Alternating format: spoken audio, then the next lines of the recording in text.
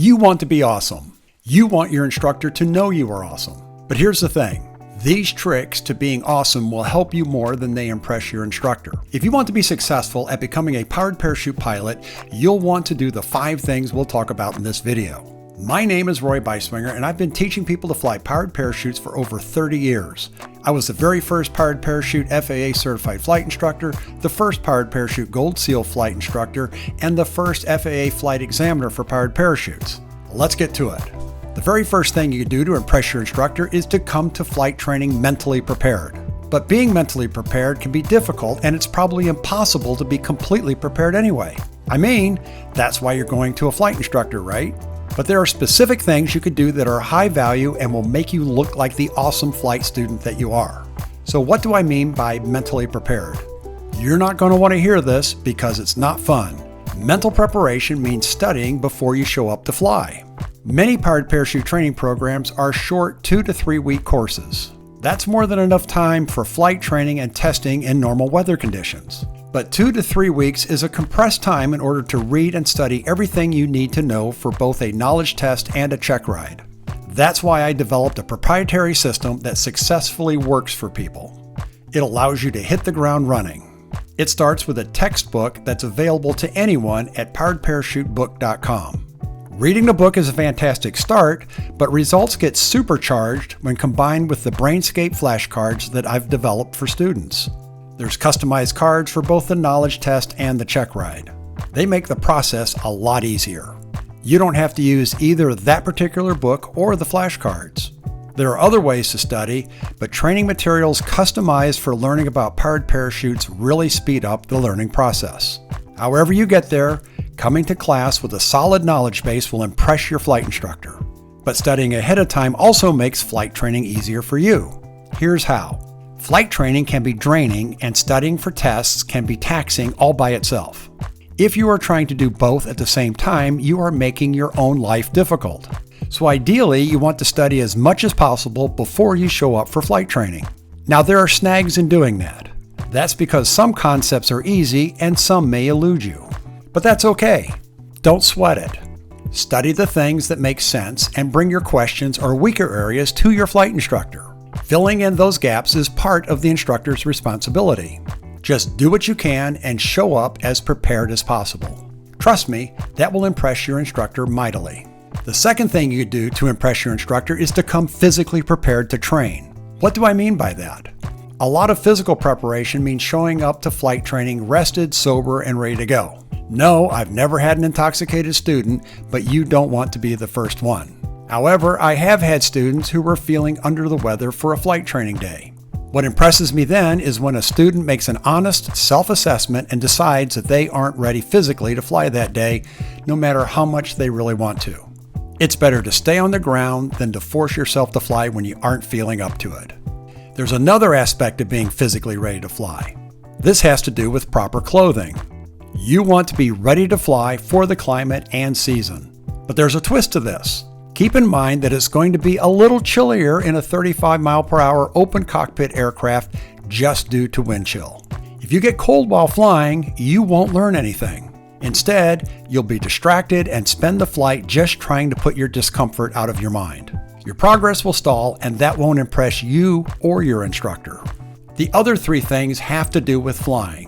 We could go through them kind of quick since your instructor doesn't expect you to do these things out of the box. After all, that's why you're there going through flight training. You are there to learn. But if you see these issues in advance, you could do your best to correct yourself and become better before your flight instructor asks you to.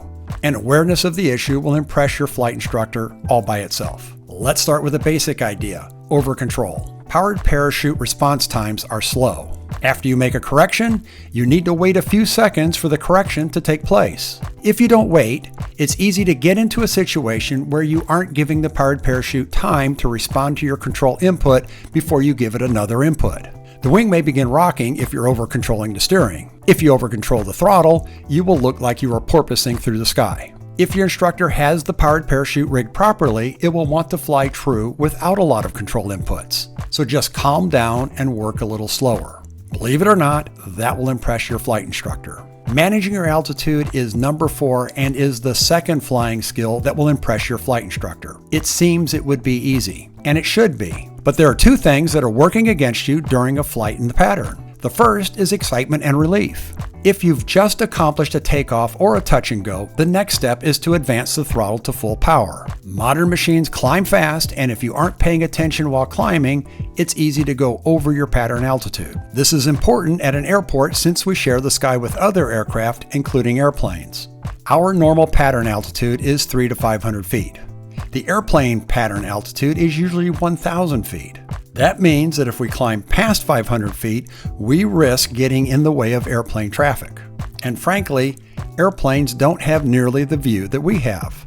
Airplane pilots are stuck looking out of windows instead of seeing the whole wide world like we can. It's best to just stay out of their way. That means being vigilant after takeoff. That seems basic, but is a mistake many people make. Another thing that causes people to climb past the powered parachute altitude is the response lag in altimeters. It takes a few seconds for an altimeter in a powered parachute to register an accurate reading. That means you need to reduce power and begin to level off before the altimeter reads 500 feet. If not, then you will go well past your target altitude.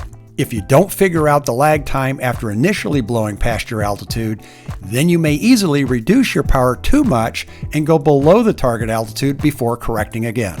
The best strategy is to begin reducing throttle well before you reach your target altitude.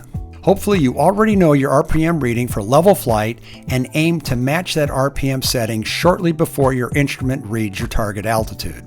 Number 5, the last point, you want to make sure that you make your turns at a reasonable altitude after taking off and before landing. If you turn too early after taking off, especially if you don't increase power enough, you risk dropping to the ground.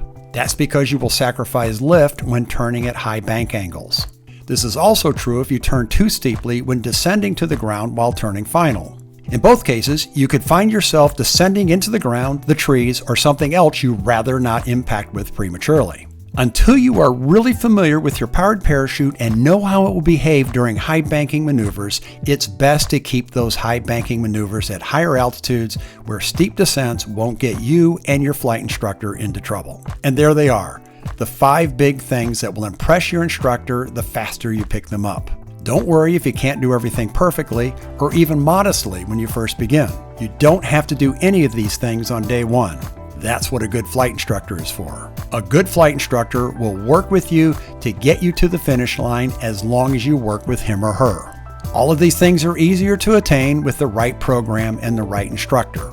Easy Flight has the most established flight training program for powered parachute pilots in the industry. Easy Flight has been trusted by elite military forces, professionals, manufacturers, and of course everyday pilots for training and licensing by the FAA. You can learn more by visiting easyflight.com. If you found the video informative, please grace me with a like. And if you want to learn more about powered parachutes, I have a couple of videos here that you may like. Thanks so much for watching, and blue skies.